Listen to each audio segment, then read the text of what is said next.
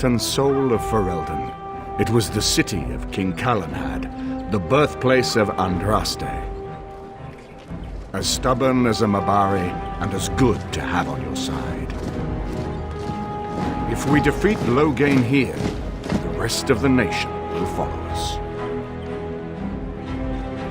By calling the Landsmeet, I've struck the first blow. The advantage, for the moment, is ours. He will have little choice but to show himself, to oppose us directly. He will strike back at us. The only question that remains is how soon. Loghain, this is an honor, that the Regent would find time to greet me personally. How could I not welcome a man so important as to call every lord in Ferelden away from his estates, while a blight claws at our land? The blight is why I'm here. With Cailan dead, Ferelden must have a king to lead it against the Darkspawn. Ferelden has a strong leader. Its queen. And I lead her armies.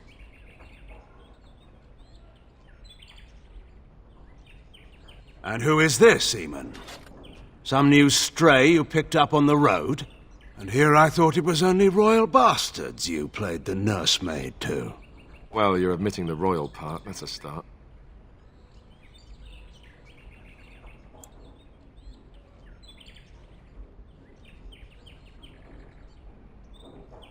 You have my sympathies on what happened to your order. It is unfortunate that they chose to turn against Ferelden.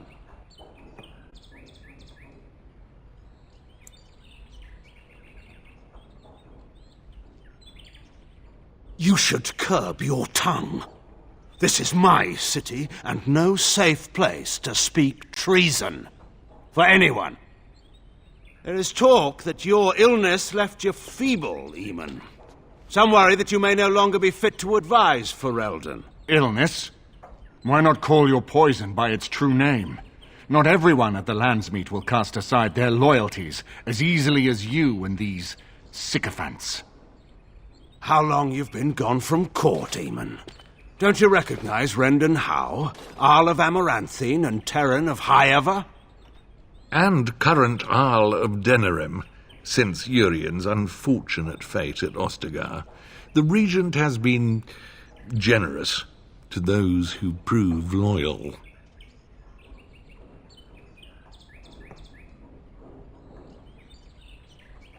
Don't interrupt, Churl.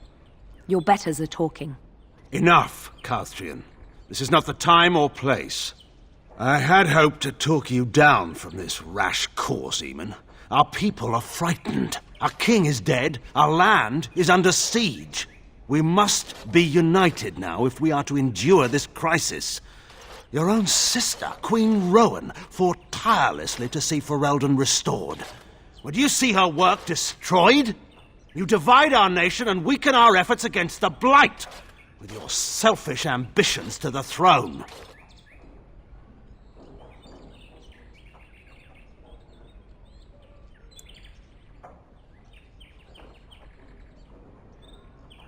Cailan depended on the Grey Warden's prowess against the Darkspawn, and look how well that ended.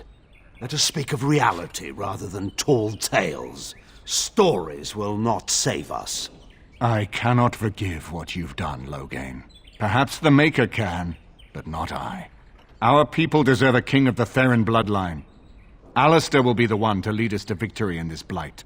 Oh, is that all I have to do? No pressure. The Emperor of Orlais also thought I could not bring him down. Expect no more mercy than I showed him. There is nothing I would not do for my homeland.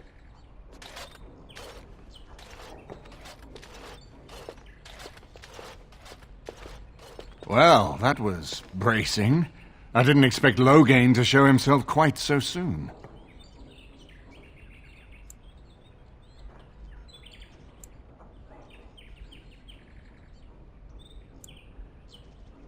Maker knows. Perhaps he's gone mad. I would have imagined pigs would fly before Loghain MacTyr would turn against our king. My sister married King Merrick while he was still in exile. At that time, He and Loghain were inseparable. The wild prince who'd never seen the inside of a castle, and the farmer's son. When Loghain joined Merrick's rebels, he was just a raw-boned boy, but he got on one knee to swear that he would see Ferelden free or die trying.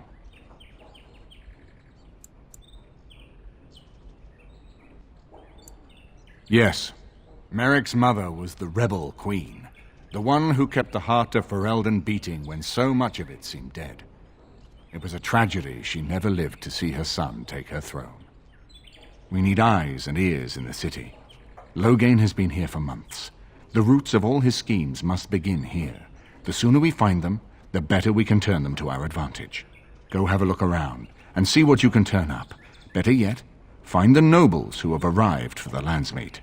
Test the waters. See how many will support us. When you're ready to talk strategy, come upstairs to my sitting room. We can lay out our plans for the Landsmeet then.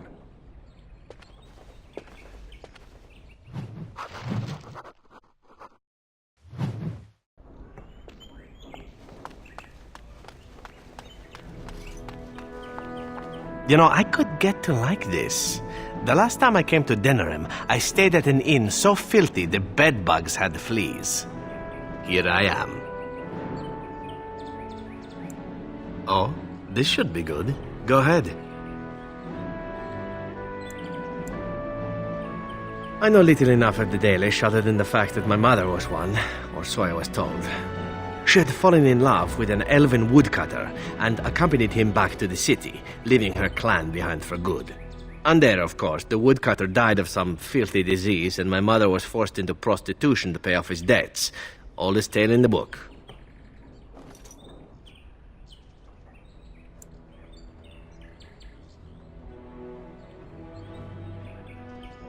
How should I know? My mother was a whore, as you'll recall. None of the other elven boys in the whorehouse knew their fathers. I was not so unusual.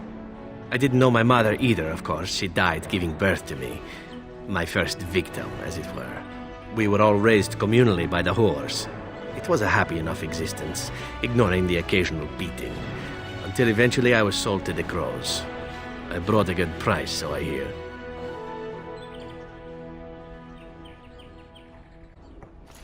That's very kind of you to say, but it is not necessary. It could have been much worse. Shall I tell you about what happened to the other whorehouse boys who did not fetch a decent price with the crows? Surely your life has not been so idyllic. People like you and I are not the product of happy lives of contentment, after all. My original point is that my mother's Dalish nature was always a point of fascination for me. Through all the years of my crow training, the one thing of my mother's that I possessed was a pair of gloves. They were of Dalish make, I knew that much, and beautiful. I had to keep them hidden, of course, as we were not allowed such things. Eventually, they were discovered, and I never saw them again.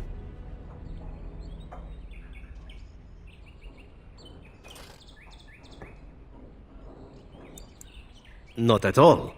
I think of myself as Antivan. Still, that did not stop me from running off to join a clan when I drew near Antiva City once. Naturally, the reality did not live up at all to the fantasies I had constructed as a boy, staring at those gloves. But such is life. Come, enough Dalish. Let us move on.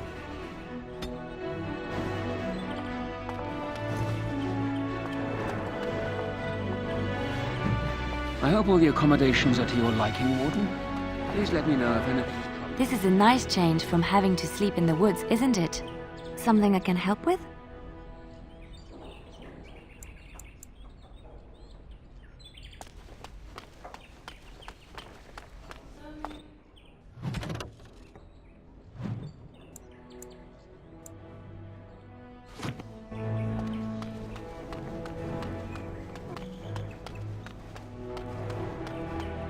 Four cups flour, 3 cups flour.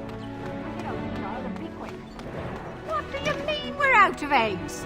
Don't those chickens know they're laying for an hour? Dinner's not ready yet, and don't ask. Can't It'll talk be now, served sir. when it's done. Mistress Agatha will Now, show me, out the way.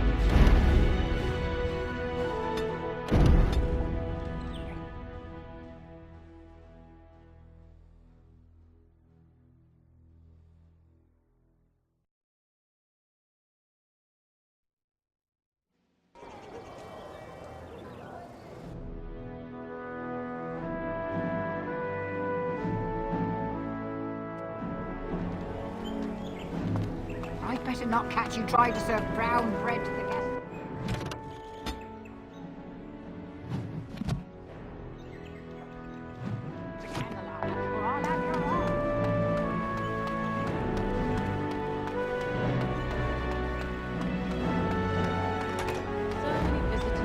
So many chambers, so many visitors.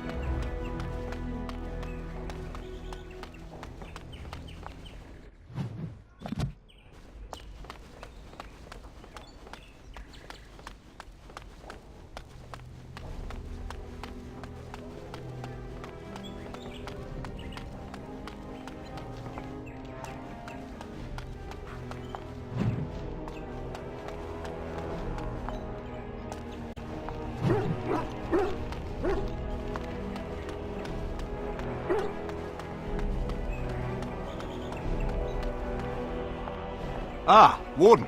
I trust you've made yourself comfortable.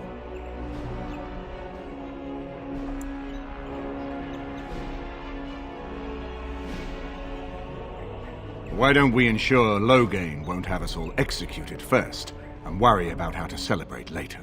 This is Erlina. She's... I am Queen Enora's handmaiden. She sent me here to ask for your help. Or perhaps the young lady prefers to speak for herself.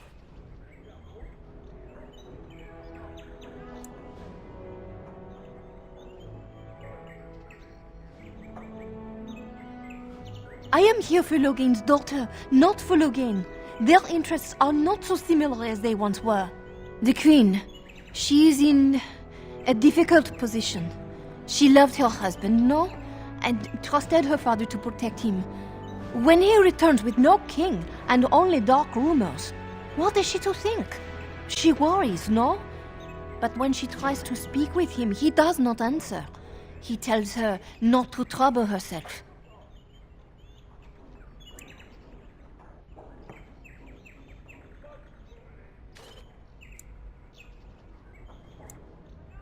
My queen suspects she cannot trust her father. And Loghain, he is very subtle, no? But when and how, he is privy to all the secrets and not so subtle. So she goes to how?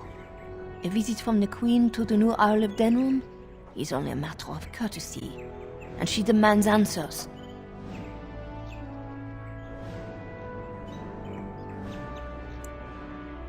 He calls her every sort of name, traitor being the kindest, and locks her in a guest room.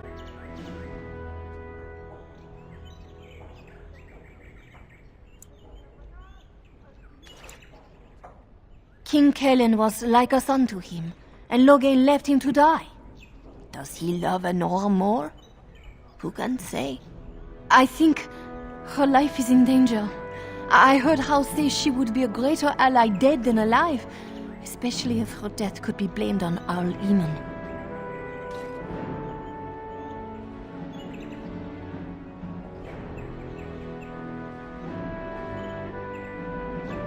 We may have no choice but to trust Enora. The Queen is well loved. If Loghain succeeded in pinning her death on me, I'm not sure that's a risk we can afford to take.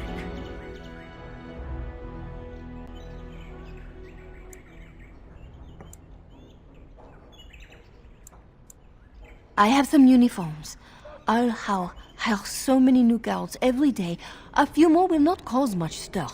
I will show you to the servants' entrance. We must slip in and out with my queen before anyone is the wiser. I will go ahead to House Estate. Meet me there as soon as you can.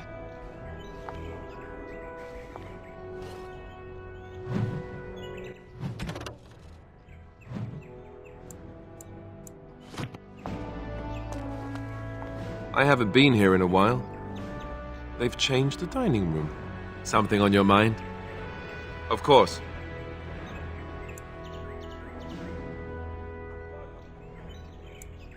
I didn't know them for very long, but I guess it was longer than you. You never met them all, did you?